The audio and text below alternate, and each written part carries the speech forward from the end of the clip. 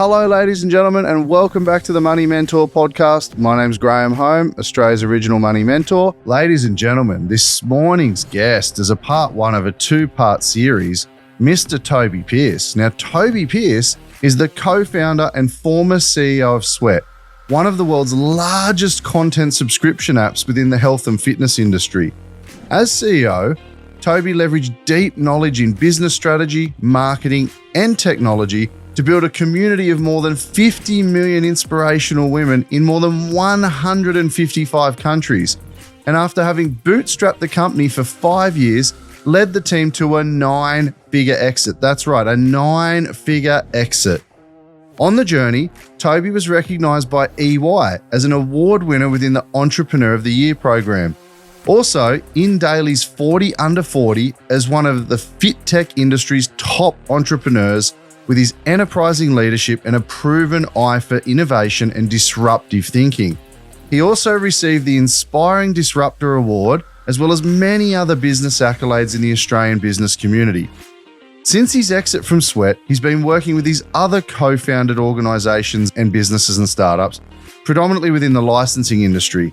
Having already guided the company through 2 successful fundraising rounds, he's now preparing for an international growth phase.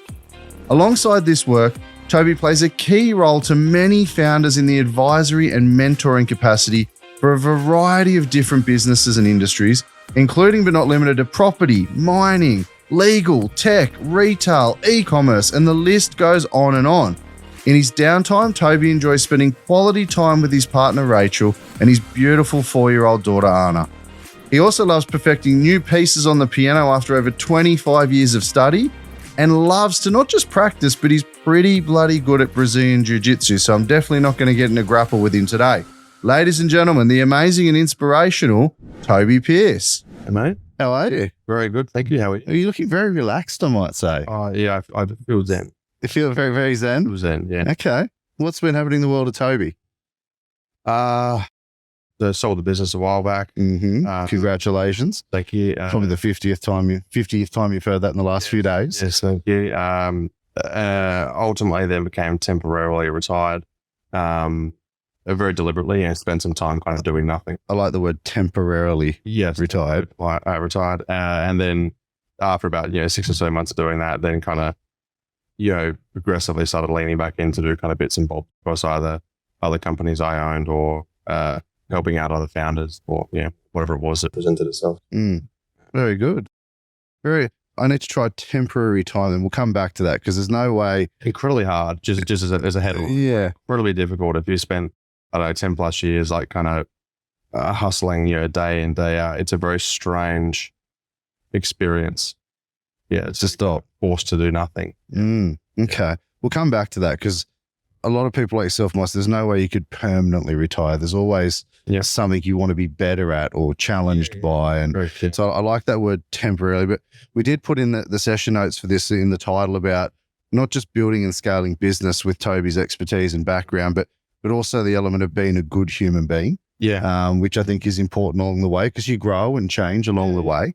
Sure. So that's something we definitely want to have a look at. But we might start out, Tobi, for the listeners, for the viewership and the audience here. What would you say, I guess, some of the key metrics you think people need to be aware of when building a business, or maybe if they're thinking of building a business? What do you think some of the key metrics that, because you're right down this rabbit hole. We've had you present to some of our community before and you nailed it with the business exit. Yeah. But you don't know what you don't know. Yeah.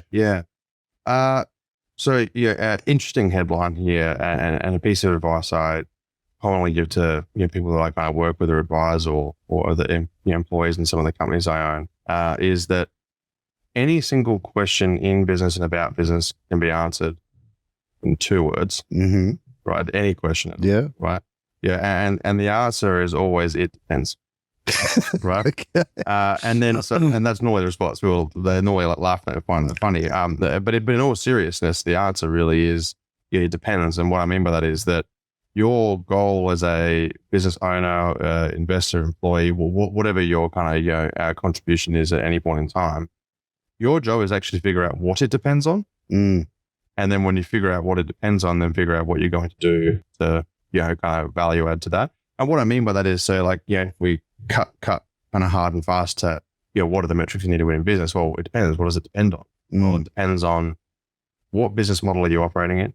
It depends on what your goals are, because even within a business model, you might measure things differently if you have divergent goals. Yep. And it might also depend on, even though based on those goals, like, kind of what phase of the business you're actually in. So, generically, a lot of people will kind of simplify all of this down to like, well, what are the unit economics in the business? And a lot of people will often say, well, that's, a lifetime value of a unit, versus the cost to generate, the value from the unit. And so, just as a simplistic example for, people who are playing at home all the time, people in e-commerce businesses, for example, will say, well, how much money do I generate per transaction versus the expense? So they'll say, oh, it cost me $50 to sell this t-shirt. But I sold it for $150. And so therefore I'm generating 3 to 1, right? Yep. $1 to make 3, right?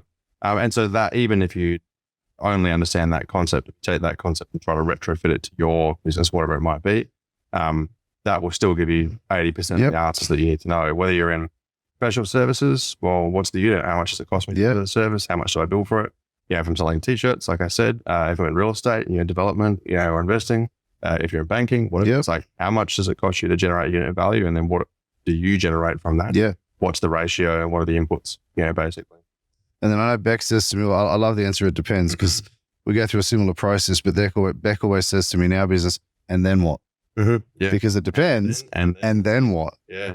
And those evolutions of, well, what other data do you get out of it? Or are you looking at just pure return on investment or internal rate of return? We don't want to get too deep too quick because people get lost in some cases. So, but I'll go back a step. We jump straight into obviously some of the things people have asked, and a lot of our audience are actually like, oh, we'd love to hear from Toby because it's been a while. Go back a step from business. What do you think are some really key metrics that you've experienced in life as far as winning at life? Because you've got to be winning at most areas, right? So you can't just be like, I'm an amazing businessman, but I'm a shit partner. Yeah. Or I'm a great friend. But I'm terrible in business. Like, what do you think is some, like, to help balance that for people, whether they're an employee, even not in business? I know you read a lot, you're into art, you're into sport. You're a very diverse human being, but you seem to be very well balanced from the outside in, right? For people that, watching on socials or media, what are some good tips or metrics for people there? How do you stay that balanced, or appear to be? Some people appear to be and they're not. You've got your shit under lock. Well, that's a theory. So I guess, like, when I look at something like that, how do you know if you're winning in life? Right? I would say it depends. And then what? And then it depends on what. So I think for me, and this is exclusive for me. I kind of say, well, what are the things that I really want to do in my life? What are the things that I want to achieve? What are the pursuits that I have, and why? And a lot of the time people will say, I want to do X, Y, Z. I want more money and more experiences and whatever, because it'll make me happy. Right. And unfortunately, that's an incredibly unsafe assumption. I was going to say, we think it makes us happy, or that is an incredibly unsafe assumption. Right. So one of the things that I commonly come back to is, like, how much progress have I made at accepting that things are what they are? And that might sound very strange, but I will just use an example. So I make $50,000 a year, but I want to make 75. So you make 75. When you're at 50,000, you were living as if you're at 50,000. You get to 75, and then you start living as if you're at 75. And then 100 and 100. Whatever, however far the spectrum goes. Whoever we're talking about, right? And the issue with that is that we have these goals in front of us, and then we strive to achieve these goals, but then we upgrade our lifestyle to achieve, right? And so you said to most people, well, why do you want to do that? It's like, oh yeah, I want to be rich, I want to be wealthy. Right. It's like, well, what does that mean? And it's like, well, one way of defining wealth would be surplus. Right. So in other words, you are wealthy if you have more than you need. Right. So when you've done the things that you need or want to do, there is stuff left over. Right. And so the incredible variable there is, well, need and want. Right. And so when I say come back to, like, accepting that things are the way that they are, right, that's the acceptance of the fact that you can actually have joy and peace in your life now, that this is the way that things are. And then maybe there's the opportunity to work hard to do more, as opposed to, like, I'll work hard to achieve Get more. goodness, Yeah. or to achieve joy and peace, I can't have joy and peace. Yeah, and so that's a more qualitative measure, than a quantitative one. But for me, I can always tell, like if I'm spending all the time on my thoughts focusing on things I don't have, that's how I know that I've kind of got distracted. I like that. And we talked about this off camera earlier, and off before we were recording. You were like, I actually live a lot cheaper and more basic now than I did on the way up. Yeah, yeah. And that's a pretty much exclusively an emotional journey. Although it's a financial output, an emotional journey in the sense that when you spend enough time, looking inward, you realize that you need less outward, right? As simple as that might be. Yeah. And so don't get me wrong, for anyone who kind of knows me personally or has worked with me professionally, like I'm here to win. Yeah, no doubt. Yeah. Yeah. Let's not mistake that comment that Tobi's like, oh, I'm all good. I am hyper competitive. Yeah. And I want to win. So no matter if I'm going to do anything in my life, I want to do it well. So would you not pick something up if you don't feel like you can do it well? Or I don't have that mindset. That's or you do pick it up and want to be the best. Yeah, the harder the challenge, the better. Yeah. Okay. So and this is an interesting, almost a dichotomy, if you will. A lot of people go, well, like, how can you be like that if you're like this? And it's like, well, the key insight there is like, I'm enjoying the process and the journey, not the outcome. Right. So if we use, jiu-jitsu, for example, I'm never ever going to be that great at it. And I say that, politely to myself, but also objectively. In terms of like, we say good, well, good would be, on a comparative basis. And on a comparative basis, like I know people that no matter how hard or long I train for, they're probably always going to be a bit ahead of me. Why? Because my commitment is not to being the best in the world. It's to absolutely dominating the journey. You love the journey. Oh, absolutely. You love the chase. That's right. Absolutely.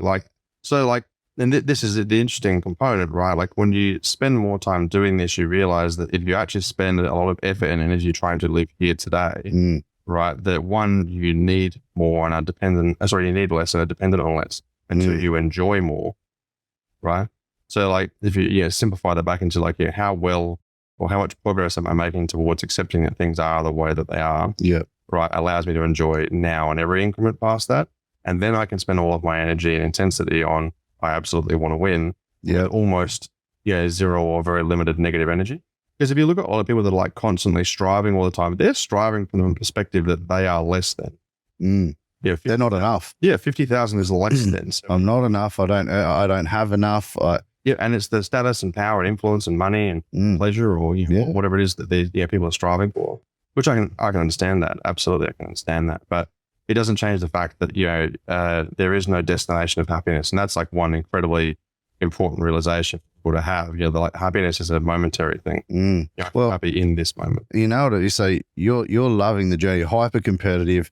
You love the challenge of this is really difficult. I need to absolutely crush it. If you go in like a lot, and I think this is the problem, most of society go with, I need to earn the 70 grand or the 100 grand, or I need to exit my company for X figure, or I need to buy a house this big or this particular car. And if they're going in with that mindset, when they actually, and I've done this, I've made this mistake. I wanted a certain house. When I got there, I was actually miserable. I was more miserable than before I even created the goal, or when I got the car, or when I earn a certain amount of money. Absolutely. And it's a massive journey. How do you think people that are actually just experiencing that, because there's a baseline level of, I want to earn more money, or I think that I want to be a bit better in my job. But as you progress in life and you do earn a bit more money or get a better role, I think a lot of people do start to realize that isn't happiness. Well, this is the thing, and your language matters. Like a lot of people want to oversimplify. They're like, I'm just expressing myself. It's like, no, you're actually expressing the way you think. Right. And that's part of the fundamental flaw. So here's an example. So I really enjoy, mixed martial arts, and I spend a lot of time doing jiu-jitsu. And a lot of people will simplify their journey into like, I want to get a white belt, and I want to get my stripes. My stripes, I want my blue belt, I want my purple belt, I want my whatever. Right. And so, for me, so I just got my purple belt, but leading up to that process, and my goal for the year prior to that, right, was to be deserving of. Right. To be deserving of. Yes. So the goal isn't to achieve this, because that's some like, in some regards, almost like an archaic kind of, measurement of competency, right? But when we say like, deserving of, right, it's like, well, in order to be deserving of, like, what would you do? Well, you'd have consistent training, right? You'd be proficient at these, things, et cetera, et cetera, et cetera, right? And by defining things that way, it's like, I'm I'm not saying that I'm less than, I'm saying that I'm striving. Yeah. I want to be deserving of, as opposed to like, I want this.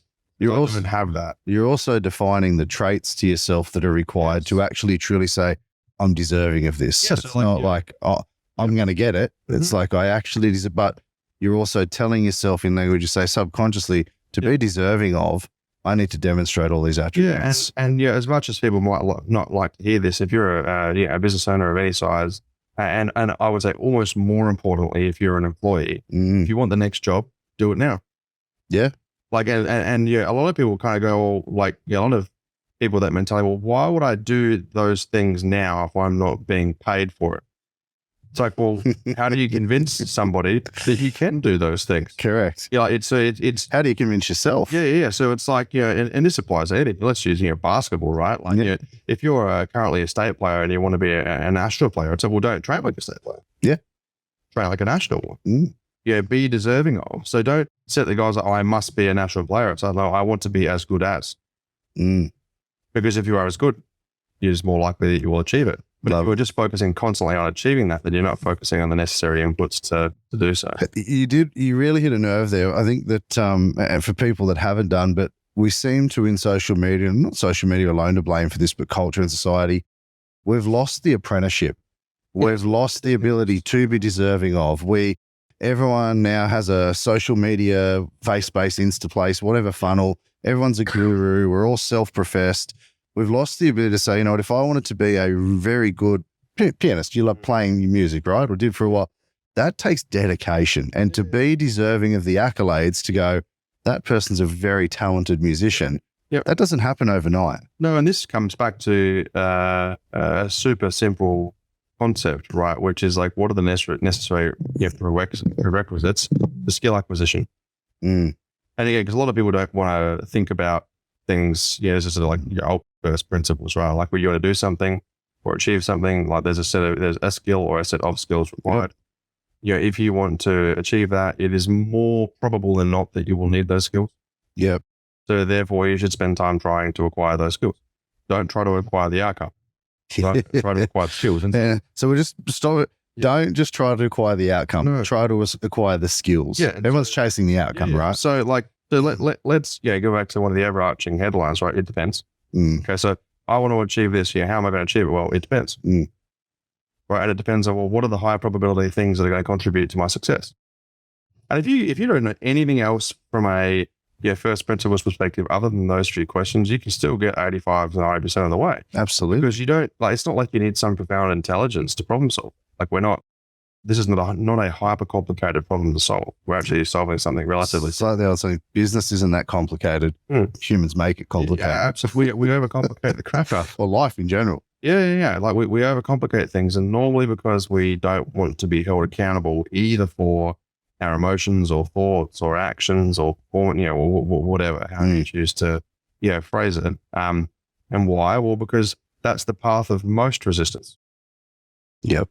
Right. And so social media and the representation of success on it is almost exclusively shown as, this is the path of least resistance. So it's hacking growth. Right? It's hacking success. It's hacking health. It's hacking a six-pack, all these sorts of things. And we are more often than not, we are sold to as emotional beings, not functional beings. Yeah. Right? Yeah. If it feels good, do it. Correct. Yeah. And sometimes it's not logical, but it feels good. So we do it anyway. Yeah. It'd be an incredibly unsafe assumption to make that anyone ever behaves logically at all. Right. Like that's an unsafe assumption. In business, if you can realize everyone behaves illogically, you're probably halfway there. I think it was literally today or yesterday, Warren Buffett, annual meeting. One of his quotes was, he's like, opportunity arises as a result of people doing dumb things. True. So if you can do things that are not necessarily genius, but moderately intelligent more often than not, then you'll win. You'll win. Right. And again, this is the whole first principles things. People measure their success incrementally along the journey towards whatever outcome is they're going to, trying to achieve. Not realizing that you don't need to win every battle. You just have to make good decisions more often than not. Yeah. So on that journey then, who should people be listening to and who should we not listen to? I mean, you would have had some really good people around you in your ecosystem on the way up in the journey business-wise and life-wise in general. Yeah. But you probably had some people too at the time you thought were great but maybe not. And that's always even like I know people right now that we all would have worked, I've worked with, you've worked with people that they don't identify something, or when they do, because it's the path of most resistance. They're like, I'm just not going to deal with Karen or Bob in my business because, I just use a head Karen example. I get real social and societal of it. They don't want to deal with Bob or Karen, whatever it is, because they go, well, that's going to create a bit of friction. So path of least resistance, I know there's an issue in my company or my employment. I'm just going to ignore it. You know, she'll be sweet, mate. Who do we listen to? Who shouldn't we? Or how do you as a human being determine that on your journey? What lessons would you have from that? Yeah, well, let's like just workshop it real quick. Yeah. So, if we start from the position that the value of communication sits with the receiver, that's a good place to start. And what I mean by that is that, no matter how good or good or bad or articulately or not someone communicates something, the value is actually in how much attention the person's paying. Correct. To what's being said. So let's and their ability to process it. Correct. Yeah. So let's start with that as being truth. And if that is truth, then we go, okay, well then theoretically we should listen to everyone because we can learn something from anybody, right? And that's a nice place to start, but it's incredibly impractical in the sense that, well, we can't listen to everyone because we don't have enough time. Right. So then we go, okay, well then it's not really about listening to everybody or not listening to anybody or whatever. It's actually about, well, hold on, who do I attribute weighting to? Yeah, good one. Right. So if I speak to 100 people, do I use a kind of linear distribution of value at a time? Do 100 people tell me 100 things, I each weight them 1% of 100? Well, no, right? That would be an unsafe assumption too. So then we would say, okay, well then if I was going to talk to 100 people, what would the criteria be that I would use to weight their opinions? So in other words, like why would I believe that someone is more valuable than not? And then that leads you to a whole bunch of very practical things. You go, okay, well, I'm probably going to have more weighting for the opinions and kind of learnings and teaching of someone who has probably been there and done that. I was going to say been there and done. That's a good start, right? That's one. But then that's a little bit low fidelity, right? Because some people have been there and done that, but they don't really know a lot. Yeah. There's a still right time, right place variable. And also as well, like there's, this person might have been there and done that, but maybe it was actually this person they worked with that did that. Yeah. Right. So then you kind of comes back to this whole integrity and trust thing. It's like if they were there and did that, how much do you trust and believe that they did the specific thing that you want, right? So this comes trigger, so this comes down to it's not a general you were there and did that. Like that's like saying, I lived through the wars, but doesn't mean that I fought it, solved it, created, participated. I lived through it. Yeah, sure. And that's great. Like, thanks for your opinion, but like, I'm not going to apply huge weighting to just being present. Yep. So then you start to refine, your approach to the problem that you're solving, which is like, how do I rapidly acquire knowledge and skills to succeed, right? So then you go, okay, you had to have kind of been there and done that. You probably had to kind of be not been there and done that, but the specific person that did that, or was at least intimately involved with that. And then probably like even on top of that, if you were to get incredibly particular, you probably want someone who can actually communicate and articulate that in a way that helps you. So although the value tendency is on you to listen and pay attention, if you can get along with the person, you like them and they can communicate in a way that helps you, like that's kind of potentially the trifecta. Now, obviously that like slims the amount of people that we can talk to, right? So it can't be, it's the whole like beggars can't be choosers. And more often than not, you're kind of a beggar early on when you're not yet very successful. So then we say, okay, well then, so what's the practical kind of like approach in between? We say, well, find people that have been there or been around there and did that or kind of were there when that happened, and ones that you can kind of at least get along with, hopefully. Yeah. And then, spend as much time as possible with them that you can on a particular topic, whilst remembering one very important principle, right? And the very important principle is that you should never, ever talk to anyone about anything or read something that someone's written or engage in the consumption of any form of media and assume it is true. Right? Boom. There it is. Yeah. And so what I mean by that, and so the example I started a long time ago, started a conversation with someone about a similar thing. It's like, this was about personal development, emotionally and mentally. Yep. I was like, I'm a pretty like voracious reader. Yep. I'm like, book me up, man. Like, what do I have to read? Give me a list of things, whatever it is. Like, I'll read it. I don't care how boring it is, and I'll just plow through it, right? So you get about sort of 8 to 10 books. Kind of philosophy and psychology, Randian, Jungian, Rogerian, Adlerian, Freudian, all the stuff, right? Suppose like, go away, read it and come back to me. I'm like, cool. Go away. A couple of weeks later, I read it all. Like, yeah. Like, what do you learn? I'm like, well, it's interesting stuff there, but they all disagree with each other. He's like, and that's the point. Yeah. Right. Because when you realize that a lot of this stuff is really just opinions, what you're seeking to understand is not what they believe is right or wrong, but what is one kind of truthful, so what is truth, or what is useful. Right. Yes. And so useful to you as a and this is in your circumstance. In the context, which goes back to it depends. Yeah. Right. Correct. So like if you're looking to diagnose a problem, right? And if you look at the way that the Adlerian view is communicated, which is this kind of divergence between atheological and teleological thinking, or like kind of cause and effect or purpose and objective oriented thinking, right? What you realize is that in some cases, cause and effect is actually far more useful than the other, and vice versa. So to bring us all the way back, so it's like who do you talk to, or who do you listen to? Well, who can you trust? Who's kind of been there and done that, or was around there? Who can you kind of get along with and like? And don't believe it's all true. Boom. You're making it sound too simple. Yeah. Who was around it? Who's experienced it? At what level did they experience? But it's not all true. Yeah, it's not all true, because remember as well, like, the reality is that people, an individual reality, so not actual reality, an individual's reality is a combination of their, perceptions and beliefs. Well, one of my favorite sayings is perception's reality. Yeah. You know boats, You're a good guy, you're a good guy. You're a bad guy, you're a bad. Whatever you believe to be true. Yeah, exactly. It's true. Yeah, so if you want to get a well-rounded view, like let's use the example of just an individual. You want to get a well-rounded view of whether they're, what sort of a person they are. We'll talk to some people that like them. Yeah. Maybe try to find some people that dislike them.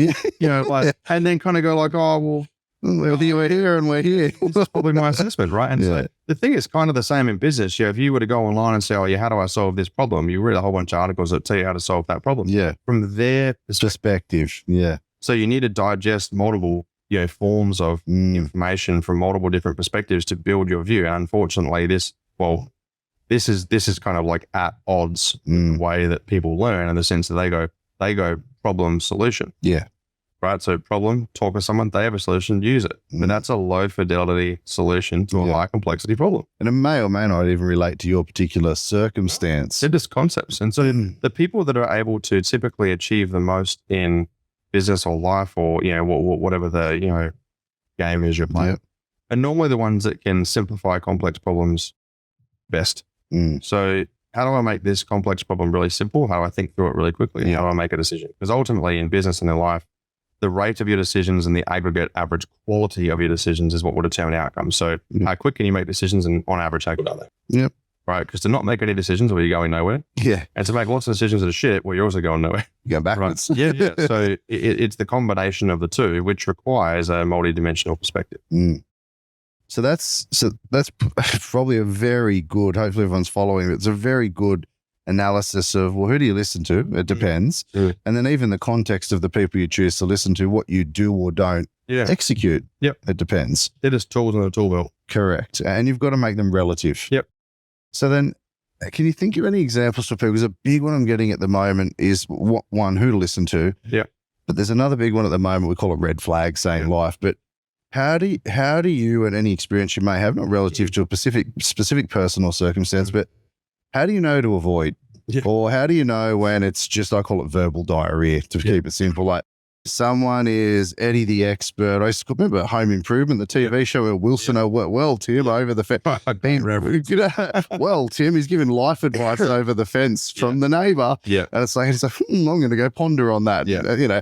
I use that example, but do you think there are any mechanisms, or are there any mechanisms used to go, well, I've got the input that's received, but it's up to you when you receive it to go, I don't know if that relates to me, or that sounds a bit hogwash. Any tips or tricks there to go, help people understand what they should and shouldn't process, or the steps they should go through to validate something? Because I think that's a big one now, where's the economy? Where are we going? What's that? Am I listening to the wrong person that sends me backwards for a long time? Or did I misunderstand what I was listening to and then execute it in the wrong direction?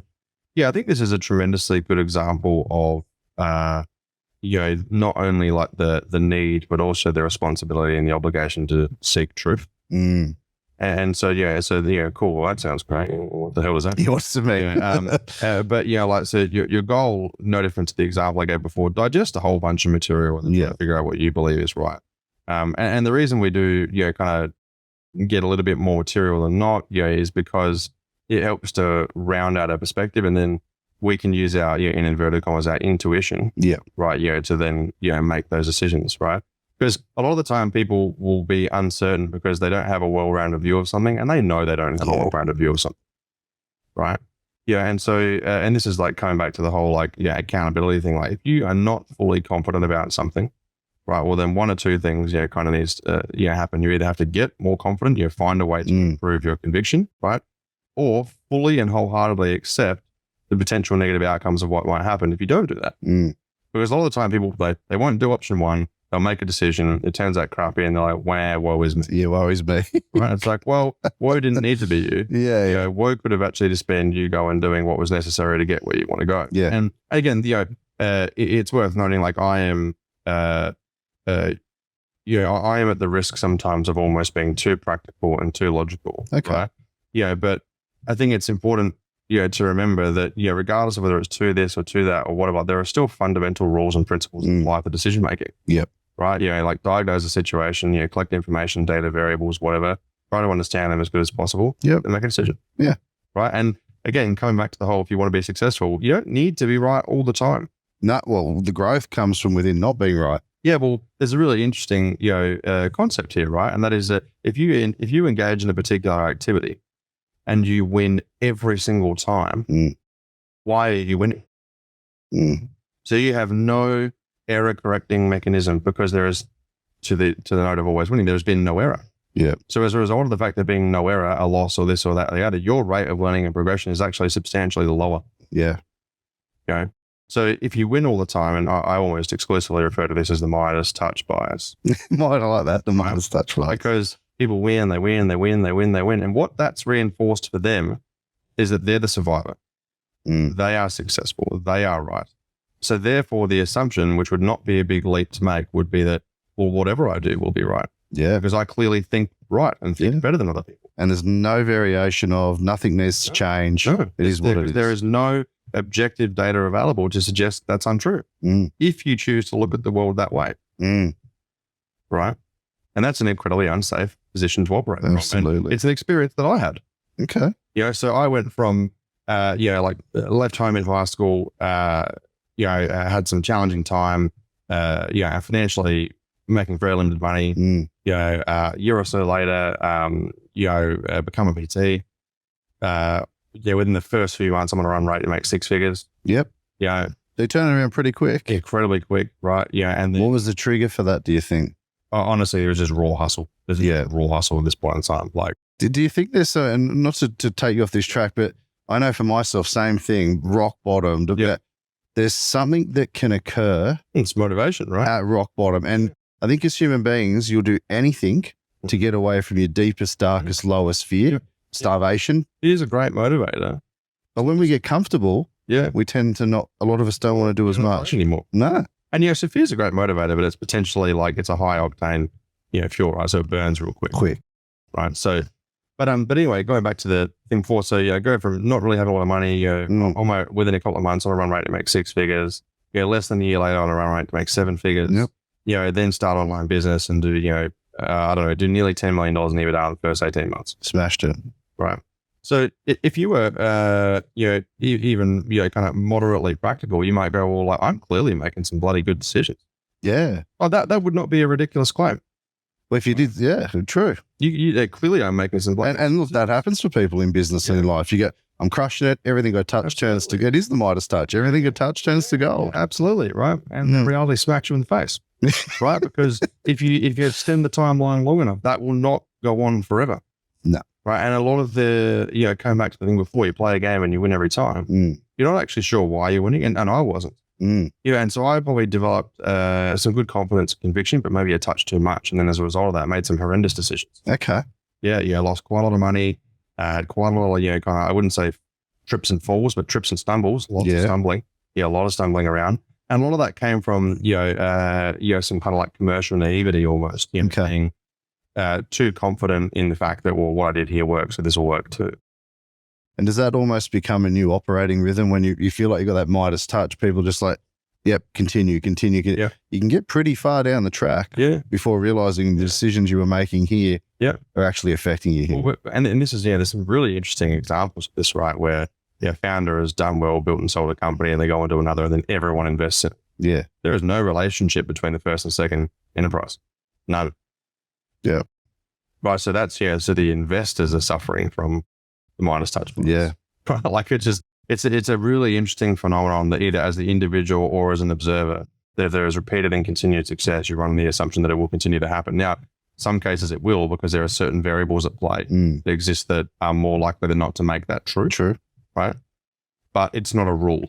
It's not like, winning once doesn't mean that you win twice. That's a very unsafe assumption. Yep. And you see this a lot, especially like martial arts athletes or just athletes in general. True.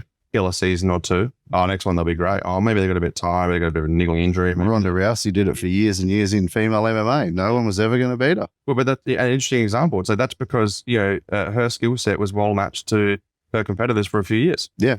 And then a more well-rounded athlete who was a stylistic mismatch. Correct. You approached her. So that, sure, she was great and had an awesome skill set, but from a probabilistic standpoint, she just sat in a good run against opponents that she was well matched to fight. Yep. And then all of a sudden, reality, smack. Yep. Literally and figuratively, right? Yeah. So I was actually there live for that. It didn't sound good. I wasn't, but it didn't look. Both of them actually. Yeah. So, but it's true. Like the sport changed around her stylistically, and people identified with that. Whereas in her world, everything, her coach's world, there was some shockers. Everything was perfect. Nothing needed to change. Yeah, and that's who do you listen to? That's what he said, who do you and do you? At that time, your coach, I'll never forget that interview. Was it home or was it? And everyone's going, I can't believe they're telling you, keep doing what you're doing. It's great. It's great. Yes. And you walk out with your head on the same line. Objectively, that's a terrible piece of advice. And this comes back to listen to as lots of people if you can. Right. And then don't believe that any of it is immediately true. Yeah. Try and figure that out for yourself. Yeah. Well, nailed it. And are there any other flags you think the one is when you're recipient of the information? Yeah. When you're receiving the information, it really then the responsibility lies on us, right? To actually exclusively to go and interpret it. Yes. Research it. Yeah. Process it. Yeah. And actually make not an instantaneous, maybe delay the decision making if you have the time. Sometimes you don't have the time to actually make an informed decision. Yep. Yeah. I mean, I think the biggest risk to decision making is not making a decision. It is insane how often that happens. Do you think people that are successful tend to be, and there's a mix of this, but do you think there's an attribute of people that tend to just make decisions quickly and execute? You think it's better for some people or it depends. Sometimes you need to execute with very little thought. Yeah. Sometimes you need to process a lot of data, a lot of information. Yeah. So I think, a great example of this is looking at sort of like wartime and peacetime leaders and businesses, right? If you're a leader who's, leading through great market conditions, there's no relationship between that and you being a leader that's good at leading through terrible market conditions. They're effectively completely unrelated. Yeah. And again, not a lot of people will like that because they're like, oh, I'm a good leader. But that's too generic. That's a low fidelity view again. So I think, it's the whole horses thing, who's right at the right time for the right problem. Yeah. Which again, when looking at small to medium business and this and that and the other, that can be quite a confronting reality to say, hey, I did a great job getting the business here, but maybe I'm not actually the best person for the next part. Yeah. Yeah. That comes up with founders a lot, right? Like they can do something phenomenal. Yeah. And that you see it quite regularly. They get it to a certain point, but what they did to get it there isn't maybe necessarily what needs to continue. It's the Ziegler thing, right? Won't get you here, won't get you there. And coming back to the initial question about, kind of making rapid decisions, et cetera, not being kind of too monotonous, but it's still ultimately, it does depend on the situation. So I like to think about this as, a spectrum between action bias and intellectual bias, right? So if you're in the action bias, it's go, done. Yeah. And sometimes that's needed, right? And then the intellectual bias is well, hold on. I want to really think through this. I want to really process this and make sure that I'm making a good decision, right? And, that is also needed sometimes. You know, so like, you know, you might go like, yeah, okay, cool, admin, yep, cool, yep, done, cool, pay the bill, rah, whatever, move on, right? You want to sign a $100 million contract, well, probably want to read that. Yeah. Yeah, like, so it's not Context. Yeah, it's not so much that one is right, wrong, or otherwise. And I think, you know, maybe to add another dimension, like great founders, great business owners, great business managers, great leaders, even great employees, right? They're the ones that can slide up and down these spectrums relative to the environment they're in. You know, shit, something's just gone wrong. Got to make some decisions real quick. You know, or like, okay, cool, like this is a potentially game-changing opportunity, but we need to be very conscious about the way that we want to approach this. So let's just change down a few gears, slow down a little bit before, you know, then going, right? So I think, and this is sort of the stuff that a lot of people struggle with. It's a multidimensional problem. Right? So we go, you have to be super smart to be successful and you have to work super hard, this and that and the other. Well, honestly, you don't need to be that smart and you don't actually need to work that hard all the time. Sometimes you might need to work 100+ hour weeks. Other times, maybe you won't need to. Yeah. And I'd almost lobby that sometimes working less just for a short period is a great idea. Yep. Yeah. Get your head kind of back in the zone and in a good place. Right. There you go. Well, two-pronged to this was the economy is interesting at the moment, right? Yeah. And as somebody who's built a phenomenally successful business, had a very successful exit, and is now an investor and has multiple other business interests. Yeah. We'll come back to the economy in a second and ask your thoughts on that, because I'm sure people would love to hear it from someone besides myself and economists, etc. But in business, you've done this before for our community, but there's some buzzwords they don't understand. And a lot of people have asked, because we've shared some clips of some events you've done before for our community, which we appreciate. They hear LTV and they're like, what? What's the lifetime and CAC and, you know, or ROAS, or someone said to me the other day, you do a lot of social media marketing. And I'm like, only when we're not doing big live events. Yeah, sometimes we'll do that. And then I talked a bit and they're like, what do you mean return? Like literally some business owners are like, what's return on ad spend? I'm like, all right, we better break this down. But I know that you're respectfully better than anyone I know, probably. We go back to the business. You've shared that with us before, where you knew that when somebody's seen an ad and they opened it or they clicked on it. Can you share a little bit about some of the buzzwords for business owners? And you've got really good examples that I've heard before, many of. Yeah. Well, look, just to zoom in on some other stuff that we did at Sweat. So, if you simplify, like I mentioned earlier about unit economics, if you simplify, your kind of business success down to, per unit of, value or unit that you transact, what value do you get and what cost does it incur? For the Sweat business model, this, ultimately basically meant like we had a customer who was going to go sign up and use the app. How much money were they going to spend with us? So how many months were they stay for example? And then what was that relative to the cost to acquire the customer and the cost to ultimately manage the platform and deliver content, right? So what's the relationship between the two?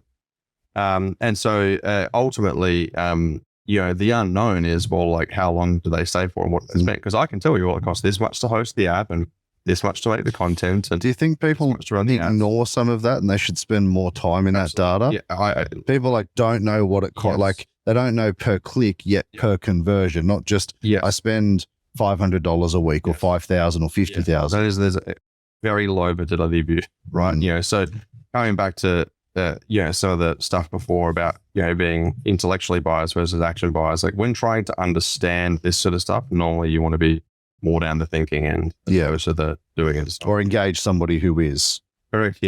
And so in my experience working with quite a lot of founders now in an advisory and mentoring capacity, one of the first things that I get them to do is design me a scorecard for your business. Yep. Like design it, show me the metrics, define them, show me how you calculate. What percentage of people absolutely struggle with that? Well, it's interesting because to what level, right? So most people can kind of go, revenue and EBITDA, COGS, gross margin, high level sort of, yeah. And then you kind of go, okay, well then, but let's continue to add more specificity to that. So you use the example where it's like, okay, well, you know how much money you spend on content, but what does that work out to be per customer? Yeah. And they're like, and so that's a new way of viewing it. And they're like, well, you know how much money you spend on ads, but how much does it cost you per customer if you look at ad spend and your salary and wages to run the ads and, your tools to deliver your marketing and everything, electricity, rent, wages, graphic design, everything. What it look like. Yeah. And then, so when they start to do that, that increases the fidelity of the picture, right? And it allows them to make way better decisions. And is that something that you think, even for yourselves, is that something you grew into or you knew at the beginning? No. So I don't think a lot of us know it at the beginning. We're like, okay, we've got to do marketing and we get some return. Is it a profit? Is it a loss? Yeah, honestly, I knew none of it. Right? Like I remember so I was at university, which I dropped out of, doing a double degree in commerce and law and stuff. Oh my God, this accounting stuff. It's like, what is happening? Yeah. And so I think, it's kind of this, needs-based learning, right? Like learn what you need right now, kind of on the go where possible. Right? Again, that's not a rule. It's just an idea or a concept. But if you look at this sort of stuff, as you pull it apart and using the sweat one again, it's like, okay, what's the lifetime value to customer acquisition cost, service cost, and all this sort of stuff, right? It's the key variable for us that was really complicated is, well, how much money do you spend with us? Well, that's bloody complicated. Yeah. Right. And so, obviously we're a decent sized business with lots of really intelligent people in the company. And so we spend a lot of time kind of putting this together. And so we built out our own, kind of like data science function that meant that as soon as a person kind of like opened the app and effectively got started, we could normally predict roughly how much money you spend with us. And that's from the metrics of from clicking an ad to registering, whether you abandon your registration or whether you actually seen it through. Yeah. So honestly, like I used to simplify this down to like, who are you and what did you do? Yep. Right. So as the who are you, it's like, well, how old are you? Where are you from? What channel did you come through? What day of the week? So your client avatar. Yeah. Literally. Or avatars. Yeah. And we could tell, so like, based on age, country, device, day of the week, marketing channel, like incredibly high accuracy. Okay. Like we could figure out roughly how much money you would spend. And then the longer you stay, it's every day or so that you stayed based on what you did or didn't do. Did you open the app, did you do a workout, et cetera, we got more accurate. Right. And then over time, like that informed to us, okay, so if you want to get really great at this particular business model, it's like, well, find ways to make more money out of the individuals the longer they stay and per period of time, and find ways to acquire them and then deliver the service cheaper. So that's the first principle, for literally almost every single business, right? It doesn't matter whether you're selling services or a content subscription app or real estate or steel or you're in quick service retail or fast food, whatever it is, like get people to buy your stuff cheaper, serve it to them cheaper without reducing the rate at which they buy it, and then charge the same or incrementally more over time and keep them buying. And that's the baseline for all organizations, right? So then the rate at which you understand that, going back to our lifetime value example, like as you collect the data and you incrementally add more to this, right? Like full transparency, when we initially started measuring lifetime value, we weren't even calculating lifetime value, right? Yeah, you thought you were. Yeah, absolutely. Because go online, what's lifetime value? How much money you generate? Yeah, right. You divide by the users. Yeah, well, that's lifetime value. Yeah, that's completely wrong, right? That is completely wrong, right? Yeah, because it doesn't include a whole bunch of dimensions that are necessary to actually ascertain what lifetime value is and then actually use it to do something. Yeah. Right. Or to extend it or grow it or... Yeah. And so like the way I always like to think about this, and this includes the people that I work with, I'm like, let's create a scorecard for your business today.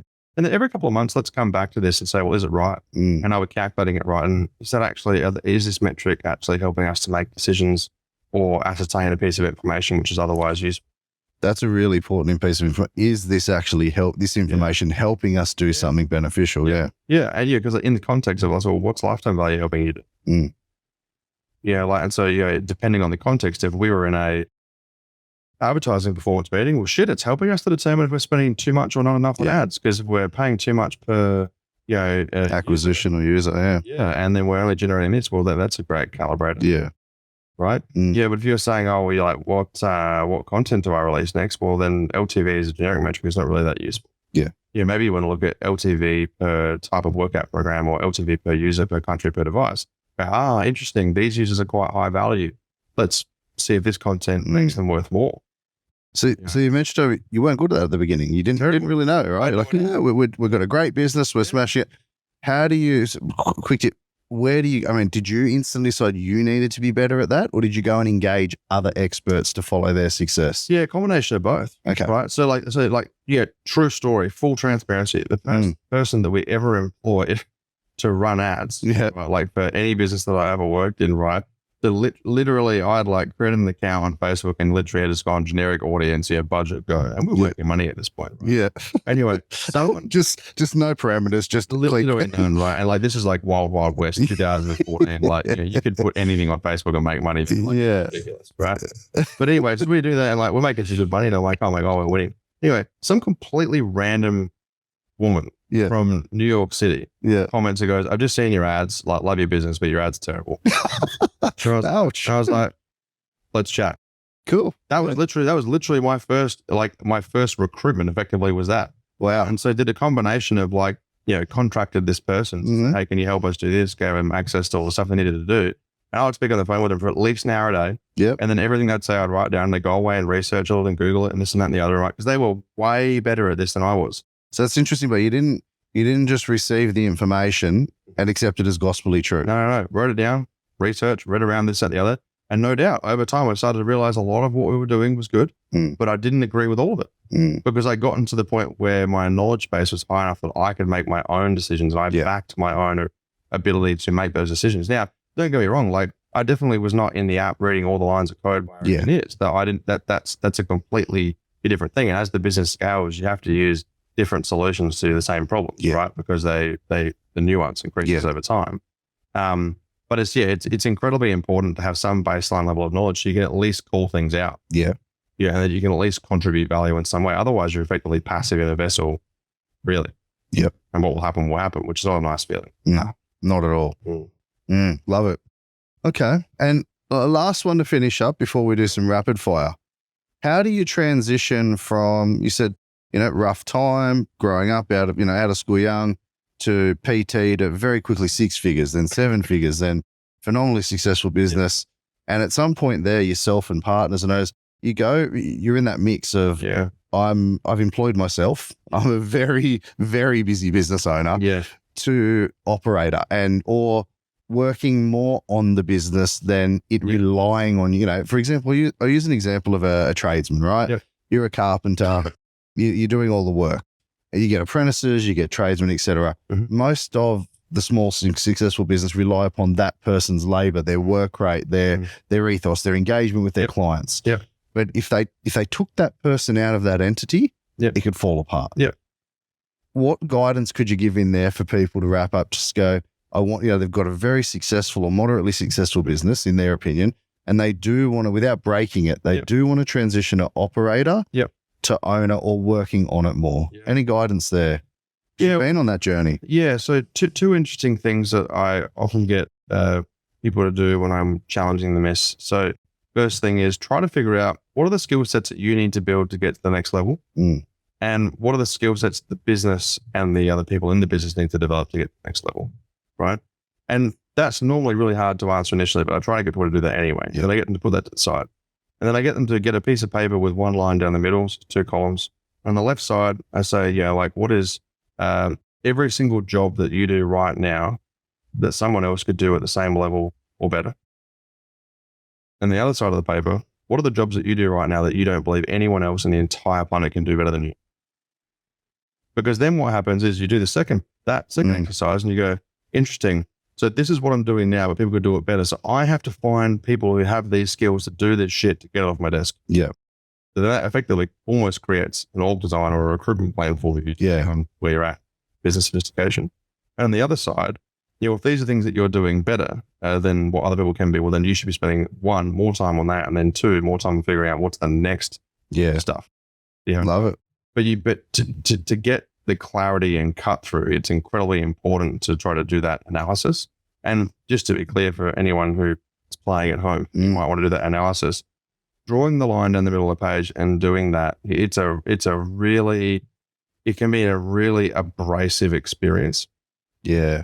And what I mean by that is that you can go, I did the bookkeeping, the banking, and the finance, and this, that, and the other, and say, but how like hand on heart, How critical is it? how much do you believe that nobody else Yeah. can do that to the same degree of Like walk to the bank or, right? yeah. And so a lot of people, because this helps to really identify, and part of the abrasive experience is identifies like how much are you actually holding on to things that make you feel safe and certain and secure, as opposed to how much are you putting time into things that are doing things that are actually adding a lot of value.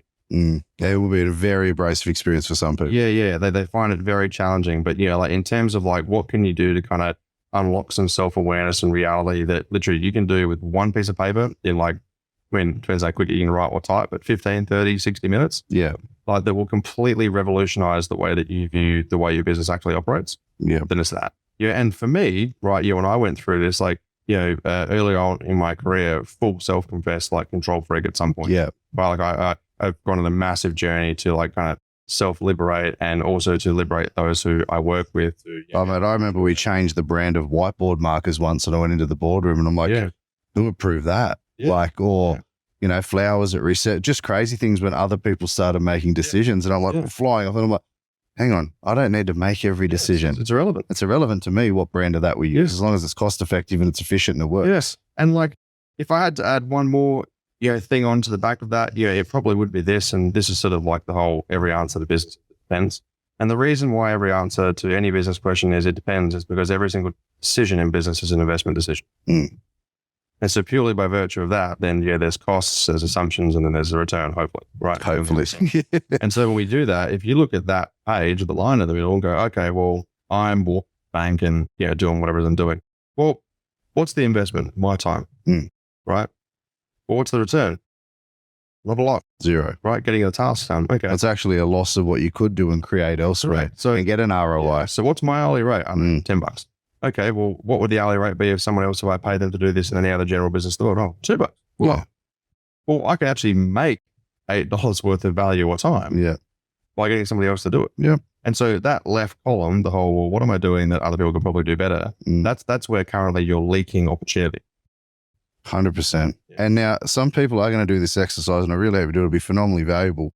But some people are going to struggle with but I can't afford to pay someone to do that yet. So I have to. Now, we've been there, right? Oh, no, I can't go pay someone to do the banking and pay someone to do those calls. But there is a point where they do need to validate that if they've got a business and they're making an investment in the business, they are literally losing money hanging on to these things. Yeah, absolutely. But like, don't pay yourself for 1 week to pay those people and go and create an extra $8 an hour. Yeah. Now you can afford it. Well, and it's again, like, what's the goal, right? And what's the investment that's required to get there? Because part of this is that a lot of people can't, because they don't have the time or they don't make the time, they don't feel like they can see what's next. Yeah. But to see what's next requires a lot of free mental space. Yeah. Like you need to have free, space in your mind to think and to problem solve. Because what happens next and what's in the future is invariably more complicated than what's happening right now. Purely based on the fact that you have no data about the future. Yeah. Right?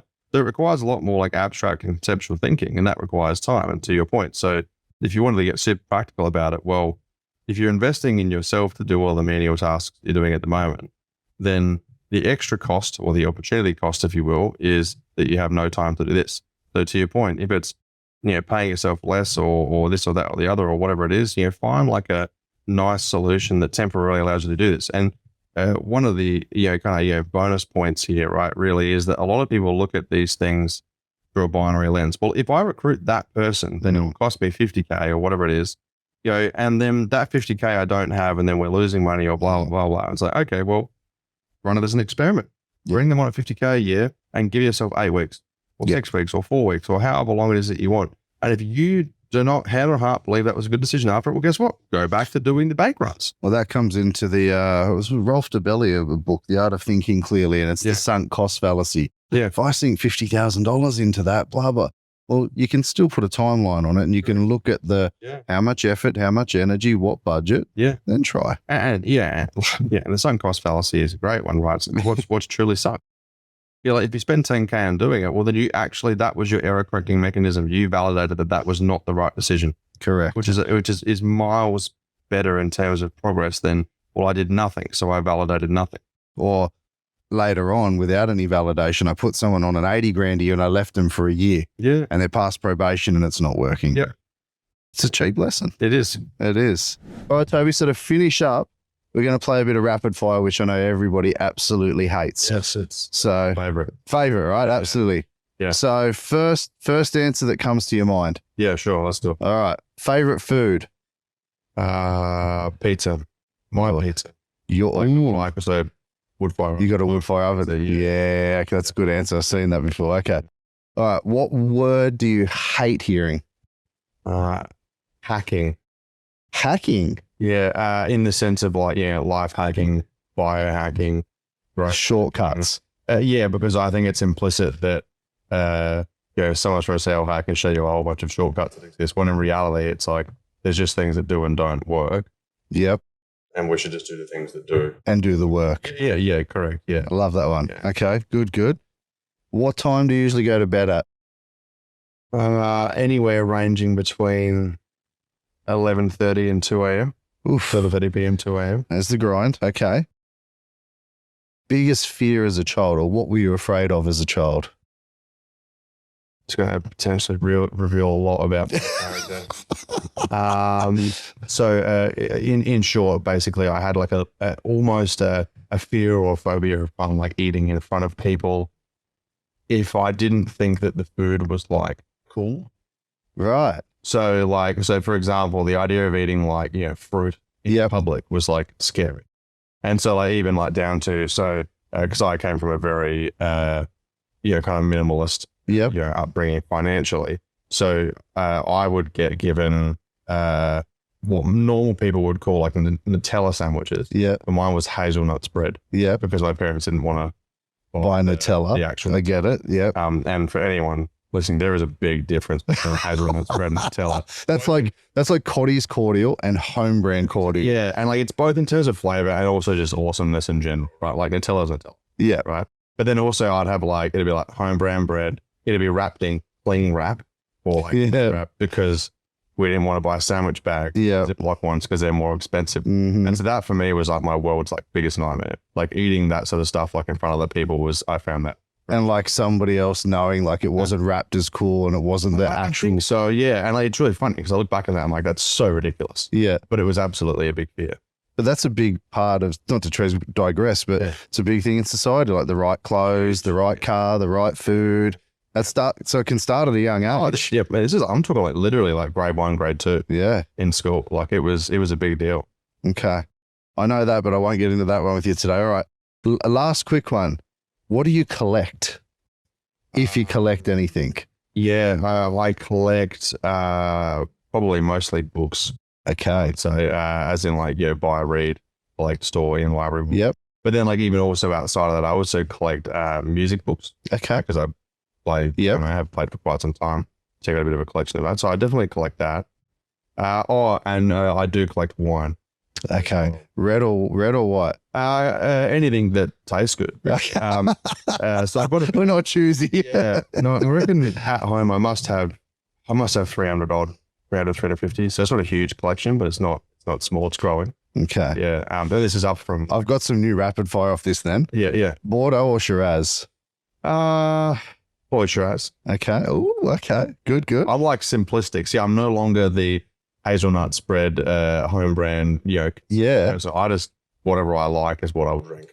Okay. It doesn't matter if it's. Do you think, and this is off the back of this, do you think as you become more successful, a lot of people can become less wanky? I asked Shiraz or Bordeaux, right? Like, I know for me, empty can rattled the loudest. Yeah. I was a different person on the way up from nothing. Mm-hmm. Where I was very wanky. Yeah. For whatever reason. I think people go through phases, right? Yeah. I wasn't that. Whereas now I'm more like, hey, it doesn't matter the price tag. If it's good, it's good. Like, yeah. So I would say I easily at the moment, I live the cheapest life. My life now is far cheaper than it was 5 years ago. Okay. Like drastically cheaper. Okay. And that like is like purely from a form of like practicality and minimalism. Like, so, like on the kind of the upper trajectory of the journey, I remember like quite distinctly, like people start making a bit of money. They have like, they have like cool suitcase. Yeah. They get trashed anyway. They get absolutely destroyed.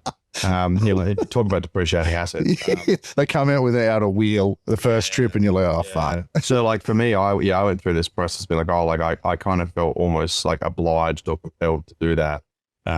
Probably did it for about a year or so, and then was just like, this just doesn't really make sense to me. Yeah. Because I think that was because like I was concerned about the external representation, but internally I didn't actually really care. And you didn't connect with it as such. It was just because you thought you had to. Yeah, true. Yeah. And it's like, even now, like these shoes, I bought like 6 pairs of these because they were like on special. Right? I get it. This is like a $45. I get it.